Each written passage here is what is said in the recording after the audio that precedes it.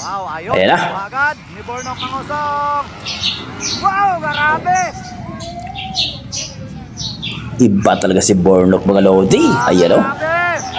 Ayun, nakuha mga idol. Ayun. Wow, grabe. Grabe talaga si Bornok mga idol. Ayan na. Kelvin. Grabe talaga. What the fuck? Right, here we go mga idol. This is the final hit. Final hit po to. 450cc mga idol. So this is the second leg mga idol para sa Motor A series din sa Alanib, Lantapan, Bukidnon. So ang naganda mga idol na silang Bornok Mangusong, Elcid Maninggo, Rayray Bait 8, Philip Tibilio, Stanley Nuneza, o Guban pa mga idol. Here we go! Ayan na.